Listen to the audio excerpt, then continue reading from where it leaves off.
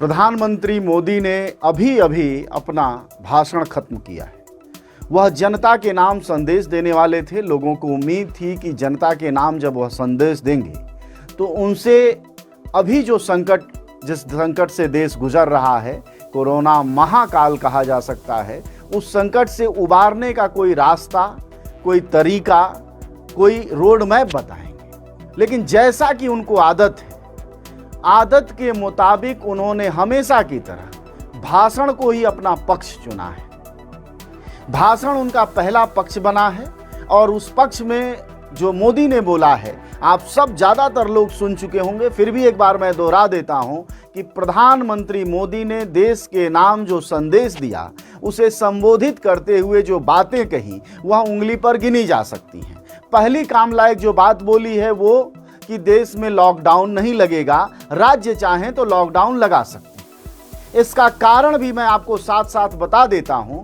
ऐसी घोषणा इसलिए की है क्योंकि अभी 3 फेज के चुनाव बाकी है, इसलिए यह घोषणा हुई है। हो सकता है कि चुनाव जिस दिन खत्म हो, यानी अप्रैल के आखिरी दिनों में, उस दिन प्रधानमंत्री मोदी फिर से एक बार ज्ञान देने आ जाएं और वह दोबारा ये बोल दें कि हम लॉकडाउन लगाते हैं। क्योंकि अभी की स्थितियों में उन्होंने जो भी उपाय बताया है, आप सब देख लीजिए। आप किस बात से त्रस्त हैं कि कालाबाजारी हो रही है दवाओं की, आप त्रस्त हैं इस बात से कि कालाबाजारी हो रही है ऑक्सीजन की, आप इस बात से त्रस्त हैं कि बेड नहीं है। प्रधानमंत्री मोदी ने आए और उन्होंने तारीफ किया। तारीफ किसकी की? प्राइवेट सेक्टर के साथियों की।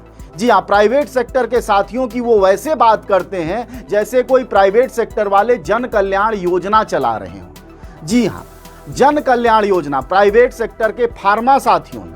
अरे जब आप मुनाफा ही उन्हें कमाना है, जब उन्हें आपदा में अवसर ही ढूंढना है, फिर वह रेमडेसिविर हो या ऑक्सीजन हो, वह उत्पादन करेंगे ही। आप जनता के लिए क्या दे रहे हैं? 18 साल से कम के लोगों को 1 मई से इंजेक्शन लगने लगेगा। यह उनकी दूसरी दिया हुआ ज्ञान है।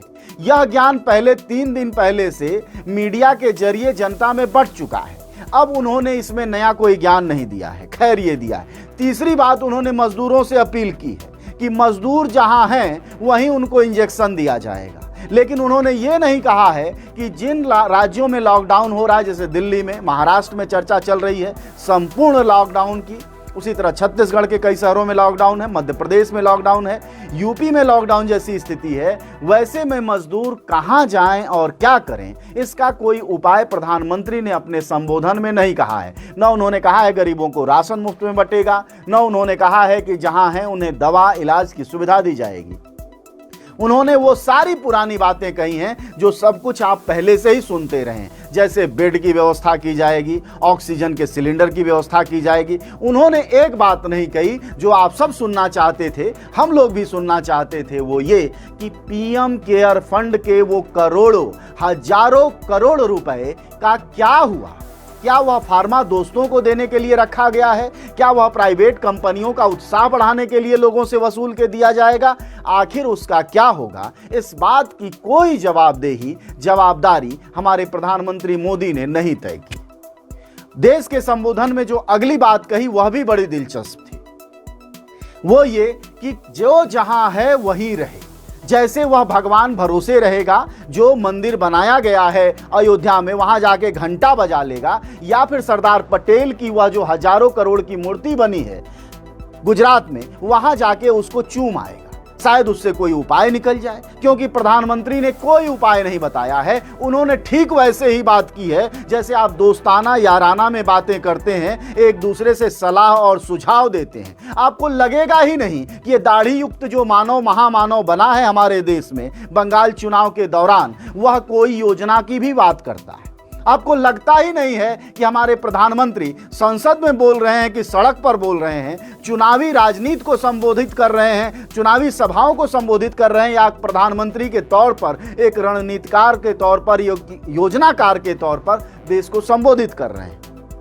बड़ी बात यह है कि थोड़े बहुत पत्रकारों की सुलगी हुई है। जी हाँ, अभी मैं विश्लेषण देख रहा था आपसे बातचीत शुरू करने से पहले, कुछ चैनलों के पत्रकारों की सुलगी हुई है। जानते हैं उनकी क्यों सुलगी है? क्योंकि वह अपने रिश्तेदारों नातेदारों को 600, 500, 1000, 1500 के मिलने वाले रेमडेसिविर को 15,000 तक खरीदवा के पैरवी के साथ दे रहे हैं, इसलिए उनकी सुलगी पड़ी। और कोई कष्ट नहीं है पत्रकारों को। अगर कष्ट होता तो समय रहते अगर सही बातें इन्हीं मीडिया वालों ने दिखा दी होती कि एक सरकार 125 करोड़ के देश में अगर ऑक्सीजन के प्लांट पीएम केयर फंड से नहीं लगाएगी, 20 लाख करोड़ का भी हिसाब नहीं दिया। जी हां, बीच में अभी याद आ गया है, 20 लाख करोड़ जो फंड पिछले साल इन्हीं महीनों में प्रधानमंत्री ने अपने सुवचन से दिए थे, उन पैसों का क्या हुआ? उससे कितना विकास हुआ? कितना इंफ्रास्ट्रक्चर दवा का, स्वास्थ्य का खड़ा हुआ? इसकी कोई बात हमारे माननीय प्रधानमंत्री ओजस्वी, तेजवान, प्रतापवान नरेंद्र दामोदर दास मोदी ने नहीं कही।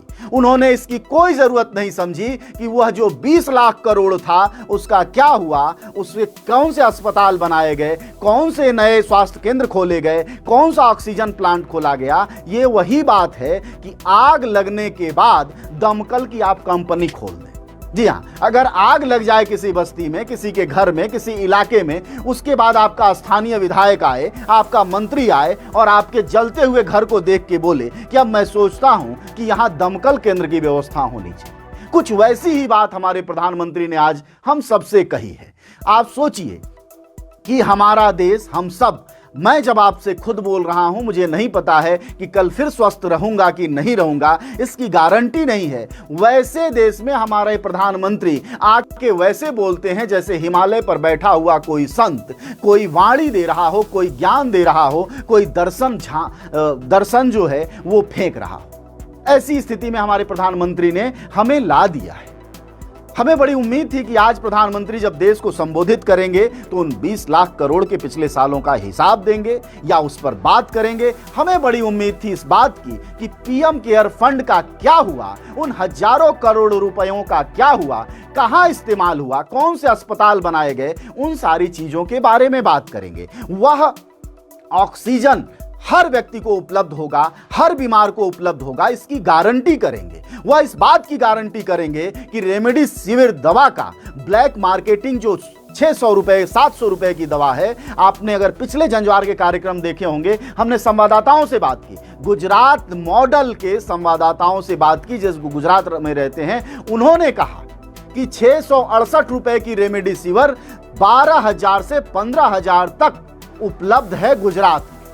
और इसीलिए पत्रकारों की जो नहीं ताकतवर पत्रकार होते हैं, आप सब तो जानते हैं इनको, जो थोड़ा टाई वाई लगा के पैसे रुपए वाले, उनकी आजकल थोड़ी सुलगी हुई है, क्योंकि वो अपने रिश्ते, भाई बीमार तो सबके घर हैं, तो हम तो पहले भी नहीं कुछ कर पाते थे, लेकिन इनकी थोड़ी सुलगी है क्योंकि इनको भी वो 700-800 रुपए, 1000 रुपए की दवा 15,000 रुपए का इंजेक्शन मिल रहा है।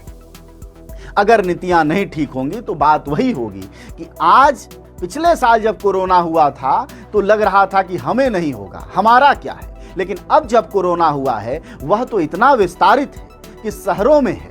अब प्रधानमंत्री मोदी की चिंता 18 वर्ष वालों पर सुनो। 1 मई से 18 वर्ष से ऊपर के लोगों को कोरोना का टीका जो 2 चरणों में लगाया जाता है, जिसको कोवैक्सीन कहते हैं, वह पूरे भारत में लगाया जाएगा।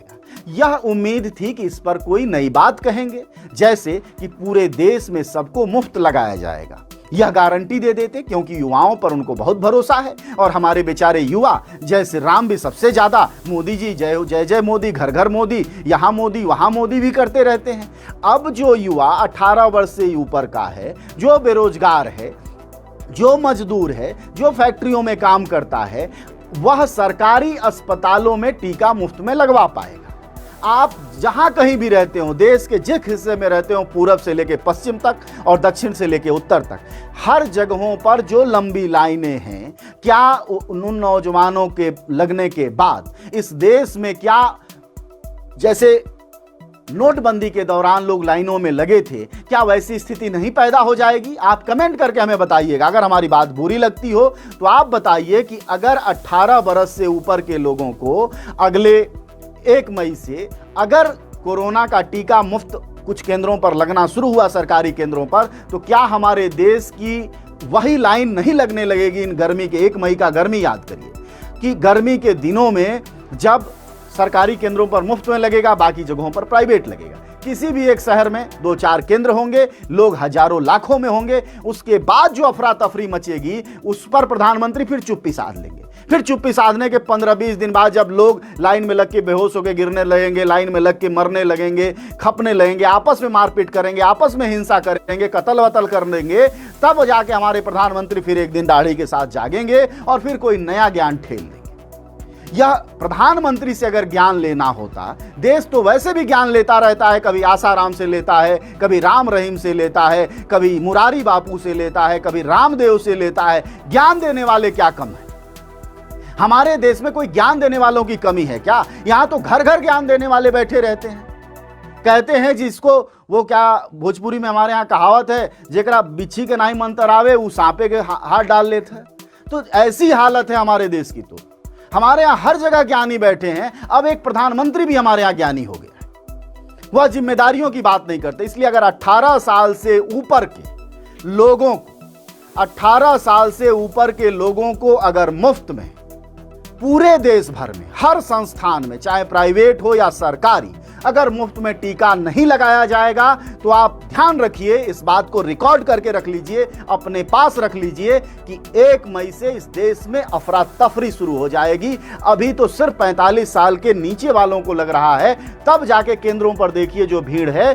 अगर ये मुफ्त में नहीं दिया गया, बड़ा सवाल यह है कि जिनके टैक्सों से ये सरकार चलती है, जो 20 लाख करोड़ आप देने वाले थे, जो आप पीएम केयर फंड में आपने पैसे इकट्ठा किए हजारों करोड़ रुपया, अगर उन पैसों से ही आप पूरे देश के युवाओं को, महिलाओं को और 18 साल के वयस्कों को, इन सबको अगर पूरे देश भर में मुफ्त में टीका लगा देंगे तो आपका क्या बिगड़ जाएगा?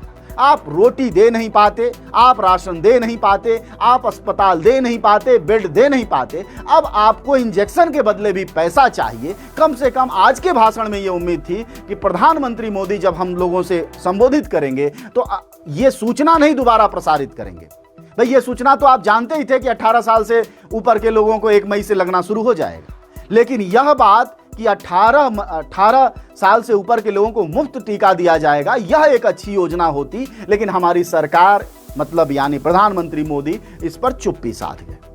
अगर आप लोग प्रधानमंत्री को लाइव देख रहे होंगे तो बड़ा ही दिलचस्प था, वह आप सबको देखना चाहिए। लाइव जब आ रहे थे ना प्रधानमंत्री, वो अपने पेज से आते हैं, उन पेजों पर जरा रिएक्शन आप देखते। मैं चूंकि इतना संसाधन नहीं हमारे पास जो आपको हम दिखा सकें, अन्यथा उन पेजों पर जो रिएक्शन है वो बड़े मजेदार है।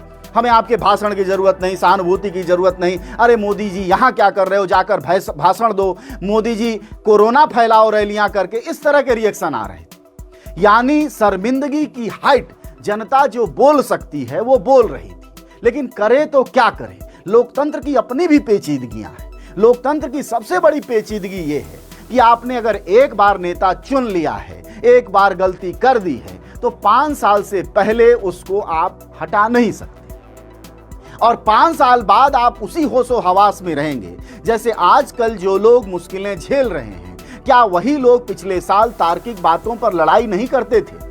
आप याद करिए कि जब ताली और थाली का लोगों ने विरोध किया, तब लोगों ने कहा कि नहीं, ये ताली और थाली बजाने से तरंग उत्पन्न होती है और इन तरंगों से कोरोना भाग जाएगा। और इन लोगों के अंधविश्वासों का इतना फायदा लिया सत्ताधारियों ने हमारे देश के, कि इनके सांसदों और विधायकों ने जितनी उटपटांग बातें करनी थी वह सब की, और हम सब मौन मुखमुद्रा में सुनते रहे। तो कहने का मतलब यह है कि प्रधानमंत्री मोदी जब आज संबोधित कर रहे थे राष्ट्र को, तो उनसे जो उम्मीदें थी वह कहीं भी खरी नहीं उतरी। और यह बात सिर्फ मैं नहीं कह रहा हूं, आप उनके अगर लाइव कार्यक्रम को देख रहे होते या देखा होगा आपने, उसमें कमेंट देखिए। कमेंट करके जनता बता रही है कि असल में प्रधानमंत्री मोदी के किए कराए का असर क्या हो रहा है इस देश पर। आप सोचिए कि एक प्रधानमंत्री जिसकी पार्टी भाजपा है, वह अभी तक अपने चुनावी रैलियों को रद्द नहीं की है। और जब राहुल गांधी को लेकर आपके जो विचार हैं वह स्वागत योग्य, लेकिन राहुल गांधी ने अगर यह पहल की कि अब कोरोना की रैलियां चुनावी रैलियां रोक दी जानी चाहिए, इससे कोरोना फैल रहा है, जिस भी स्थिति में की, इससे पहले बीजेपी को, चूंकि वो सत्ता में है, वह जिम्मेदारी है। सवाल पहला कोई राहुल गांधी से नहीं पूछने जाएगा, पहला सवाल पीएम मोदी की पार्टी से ही होगा। तो जाहिर तौर पर जिम्मेदारी के तौर पर इन लोगों को सबसे पहले फैसला लेना चाहिए था। आप जरा ठंडे मन से सोचिए, आप हमें कमेंट करके जरूर बताइए कि आखिरकार हमारे देश में इस बार का जो कोरोना फैला है, क्या उसके लिए दो लोग जिम्मेदार नहीं हैं?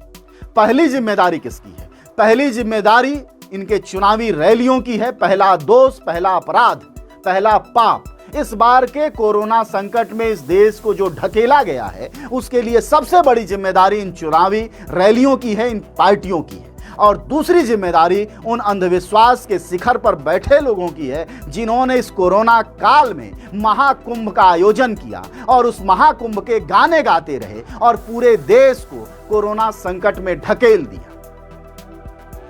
चुनाव को भी टाला जा सकता था, कुंभ को भी टाला जा सकता था।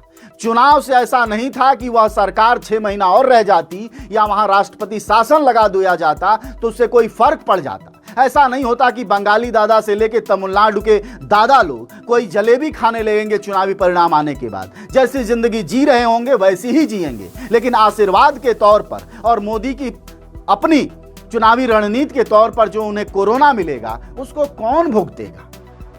उन्हें प्रधानमंत्री रोक सकते थे, इन चुनावी रैलियों को रोक सकते थे, इन चुनावी आयोजनों को रोक सकते थे और कुंभ को भी रोका जा सकता था। लेकिन जिस पर कुंभ को रोकने की जिम्मेदारी थी, उसकी जुबान सुनिए। हम यहां नहीं सुना सकते। आपने सुना होगा, वो कहता है मुख्यमंत्री तीरथ सिंह रावत मुख्यमंत्री हैं उत्तराखंड के, जो वो वही मुख्यमंत्री हैं जिनकी चर्चा महिलाओं के जिन्स देखने को लेकर आई थी। वो कहते हैं कुंभ से कोरोना नहीं फैलेगा। और फिर हजारों की संख्या में साधु हवाले हो गए, कई मर गए, कई की जानकारियां नहीं आई। सवाल यह है कि देश को इस स्थिति में ढकेलने के लिए प्रधानमंत्री मोदी की अगर नीतियां जिम्मेदार हैं, तो उनको इस बात का एहसास होना चाहिए, स्वीकारोक्ति होनी चाहिए। जैसे वो बार बार कांग्रेस के अपराधों को गिनाते हैं, वैसे अपने अपराधों को भी, एक बड़े दिल के इंसान को, एक महामानव को जैसा कि रूप अपना वो बनाते हैं, और इन दिनों तो बहुत ही बड़े महामानव टाइप दिखने लगे हैं, तो उनको यह स्वीकारोक्ति की तो करनी ही चाहिए कि हमारी गलतियों के कारण, हमारी चुनावी महत्वाकांक्षाओं के कारण कश्मीर से लेकर कन्याकुमारी तक एक तरफ राज करने की गलत नीतियों के कारण इस वक्त देश संकट में फंसा है। अन्यथा अगर ये चुनाव नहीं होते और उन राज्यों में राष्ट्रपति शासन लग जाता, तो मैं आपसे बार बार पूछ रहा हूं कि कौन सा जिलेबी लोगों के हाथ से छिन जाता, कौन सा वो जो जीवन जी रहे थे बड़ी उत्तम, वो छिन जाता। अरे जैसे जी रहे थे वैसे ही रहते, 6 महीने बाद चुनाव हो जाता। उसी तरह कुंभ, आप सोचिए कि ये देश अदालतें बंद कर देता है कोरोना के कारण, परीक्षाएं रद्द कर देता है, ऑफिस बंद कर देता है, लोगों के शादी ब्याह बंद कर देता है, मिलना जुलना बंद कर देता है। आंदोलन से तो हमारे सत्ताधारियों को नफरत ही हो गई है, उसको तो बस बहाना चाहिए आंदोलन खत्म करने का। तो सवाल ये है कि चुनाव क्यों नहीं तुम रोक सकते, तुम कुंभ क्यों नहीं रोक सकते? और कुंभ और चुनाव ने इस देश में दूसरी लहर पैदा की है, और उस लहर का नतीजा है कि आज हम संकट में फंस गए हैं। ऑक्सीजन नहीं, अस्पताल नहीं, बेड नहीं, कालाबाजारी शुरू हो गई है, आंसू नहीं रुक रहे हैं, लोग लगातार फोन करके मदद मांगते हैं। हम लोग कहां से दें? सबकी ये हालत है। हम सब बहुत मजबूर हैं, इसलिए हम बार बार कार्यक्रम करके आपसे कहते हैं, आप अपने घरों में रहें, सुरक्षित रहें। 15 दिन की एक बड़ी चेन है जिसको तोड़ा जाना जरूरी है। अगर वह चेन टूट जाएगा, लोग एक दूसरे से नहीं मिलेंगे, तो संभवता है कि 15 दिन बाद स्थितियां थोड़ी दुरुस्त हो जाएं, थोड़ी बेहतर हो जाएं। क्योंकि अभी जो भी आलोचनाएं हैं वह सिर्फ इसलिए हैं कि इस देश की सरकार ने वो तैयारियां नहीं की जो कि करनी चाहिए। आप यूं समझिए कि एक कमजोर विद्यार्थी है, उदाहरण मैं देता हूं, एक कमजोर विद्यार्थी है जिसको ढंग से कुछ समझ में नहीं आता है। मानो कि एक परीक्षा में फेल हो गया, तो जब परीक्षा में फेल हो जाएगा तो उसकी जिम्मेदारी क्या है? उसकी जिम्मेदारी है कि अगले साल भर और ज्यादा ताकत से वह मेहनत करे, जिसके परिणाम में वह अगले साल पास हो जाए। लेकिन उस विद्यार्थी ने क्या किया? वह मौज मारने लगा, वह सिनेमा देखने लगा, वह तफरी करने लगा, वह आनंद लेने लगा, और उसने कह दिया नहीं, जीवन तो ऐसा ही है, फेल हो जाएगा फिर अगले साल भी फेल होगा। ऐसा ही हमारी सरकार के साथ हुआ। सरकार अपना पीठ थपथपाने लगी, 56 इंच 96 इंच में बदल गया, झूठ मूठ का फर्जी विज्ञापन में दावे किए जा रहे थे। और सच ये है कि इस समय हर आदमी अपने दिल पर रख के हाथ परेशान है, आहत है। उसको समझ में नहीं आ रहा है कि अगर हमारे पास बुखार हो गया, खांसी हो गई, तो हम कहाँ जाएं और क्या करें। उसका कोई उपाय नहीं। ऐसे में दोस्तों आपसे अपील ये है कि आप अपने को सुरक्षित रखें, साथ ही साथ इन बातों को याद रखें। राजनीति में याद बहुत महत्वपूर्ण होती है, ध्यान रखिएगा। हमारे देश की जो जनता की भूलने की आदत है वही हमारे पैर की सबसे बड़ी कुल्हाड़ी है, हमारी सबसे बड़ी तबाही का कारण है। हमारी पैर की कुल्हाड़ी यह है कि प्रधानमंत्री या उनकी सत्ता जो कुछ भी कर रही है, हम चुनाव तक नहीं भूलना चाहिए। हमें याद रखना चाहिए कि जिन सरकारों ने वायदे किए और पूरे नहीं किए और हम लोगों को तबाह बर्बाद किए, उनके खिलाफ आवाजें जरूर उठनी चाहिए। आप सब जुड़े हुए हैं, काफी लोग जुड़े हुए हैं, सब लोग सुन रहे हैं, लेकिन अब हमें यह कार्यक्रम खत्म करना होगा और कोशिश होगी कि हम आपसे समय बाद समय जुड़ते रहें। आप सवाल जरूर डालते रहें, आप हमें मेल कर सकते हैं। साथ ही साथ इन कार्यक्रमों को लाइव के बाद कई बार हमारा एक जंजवार का YouTube चैनल है, उस पर जाएं, उसको लाइक करें, शेयर करें, क्योंकि हमारी कोशिश है कि जनता की जरूरी बातें और जनता से जुड़े मुद्दे सीधे तौर पर लोगों के सामने आएं, वह विस्तारित हों और इस देश में सही मांगों के साथ, वाजिब सवालों के साथ पत्रकारिता हो, आप तक वह जानकारी पहुंचे। हमारी सिर्फ एक कोशिश होती है कि सही जानकारी आप तक जाए। हमने आज भी जो बात की, अगर आपको लगता हो गलत जानकारी दी हो तो आप प्रधानमंत्री का जाके भाषण सुन लें। हमारा विश्लेषण था, क्योंकि विश्लेषण आपके जरिए पहुंचता है, तभी हमसे आपके जरिए जो हमको समझदारी मिलती है, आपसे हम सीखते हैं, आपसे जो जानकारी मिलती है उसी आधार पर बोलते हैं। और आपको अगर लगता हो कि रेमडेसिविर की कालाबाजारी नहीं हो रही है और मैं झूठ बोल रहा हूं, अजय प्रकाश झूठ बोल रहा है, तो आप जरूर कमेंट करके बताएं। आपको लगता हो कि नहीं जी, बेड मिल रहा है, दवाएं मिल रही हैं, इलाज मिल रहा है, ऑक्सीजन मिल रहा है, जरूर आप बताएं, क्योंकि देश के हालात कमोबेश यही हैं और हम सब, आप समझ लिए, पूरा देश पैरवी पर आ गया है। हर आदमी फोन करता है एक दूसरे को, आप सब भी कर रहे होंगे एक दूसरे को, हर आदमी पैरवी करके अपना इलाज करा रहा है। इस देश में इलाज नहीं हो पा रहा। 70 साल की आजादी में हमारे देश में बेड नहीं है। आप जिन भी महानगरों में रहते हैं आप पता कर लीजिए, जैसे अगर गाजियाबाद और नोएडा है, गाजियाबाद और नोएडा के सरकारी अस्पतालों में, जो भी सरकारी अस्पताल हैं, वहां ढंग के आबादी होगी। सबसे बड़ी लोकसभाओं में से एक है गाजियाबाद की लोकसभा, आबादी लाखों करोड़ों में है, लेकिन आपको 200 बेड के ढंग के अस्पताल इन पूरे जिलों में नहीं मिलते। यह है इंफ्रास्ट्रक्चर, और प्राइवेट अस्पतालों का पूरा एक बड़ा इंफ्रास्ट्रक्चर है। ऐसे में आप समझ सकते हैं कि क्या मुश्किलें आएंगी और प्रधानमंत्री के आज भाषण का हमारे आपके लिए क्या महत्व था। ऐसे में अपनी सुरक्षा स्वयं करें की हालत में हो गया है, तो जाहिर तौर पर एक सवाल आपकी तरफ से जरूर उठना चाहिए कि अगर अपनी सुरक्षा हम स्वयं करें तो आपको वोट ही क्यों दें, आपको चुने ही क्यों, और आपको टैक्स ही क्यों दें। चलिए, आप सबका शुक्रिया, फिर मिलते हैं अगली बातचीत में, तब तक के लिए विदा लेते हैं।